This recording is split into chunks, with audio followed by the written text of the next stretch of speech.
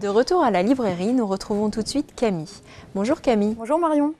Notre catalogue polar est disponible depuis peu à la librairie et tu as choisi 3 titres qui te tiennent tout particulièrement à cœur dans ce catalogue. Alors quel est le premier titre? Alors, mon premier coup de cœur, ça va être Partir de Tina Seskis aux éditions du Cherche-Midi.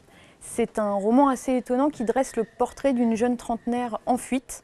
Donc on la découvre au fur et à mesure des pages, sous une nouvelle identité, dans une nouvelle ville.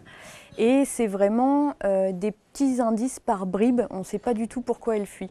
Alors elle est mariée à un homme formidable, elle a un petit garçon qui est adorable. Et c'est un roman qui a un début un peu lent. Et malgré ça, j'ai continué ma lecture, il m'a accrochée, on ne peut pas s'empêcher de tourner les pages. Et je ne suis pas déçue parce que jusqu'à la fin, je n'avais pas deviné du tout ce qui se passait. C'est une fin étonnante et assez stupéfiante. C'est une bonne lecture de plage pour cet été. Ton deuxième titre est, il me semble, un ouvrage en format poche? Oui, au format poche. Alors, Dolores Redondo, Le Gardien Invisible, c'est un folio policier. C'est une histoire qui nous plonge dans les paysages et dans les légendes du Pays basque espagnol. L'inspectrice Salazar qui est mandatée pour enquêter sur le meurtre de très jeunes filles qui sont retrouvées dans des positions assez étonnantes, le long d'une rivière, au fin fond d'une forêt.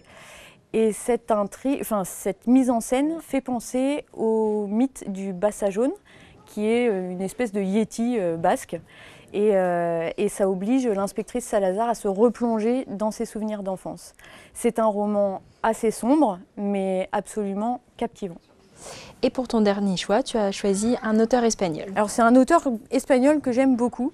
C'est son 3e opus qui est traduit en français, Toutes les vagues de l'océan de Victor del Arbol. C'est l'histoire de Gonzalo Gil qui est un avocat honnête, un petit peu fade, et qui un jour apprend le suicide de sa sœur avec laquelle il était fâché depuis une dizaine d'années. Alors cette mort violente et subite fait que Gonzalo Gil se retrouve au cœur d'une intrigue qui mêle non-dits familiaux, révolution russe, guerre civile espagnole et trafic mafieux.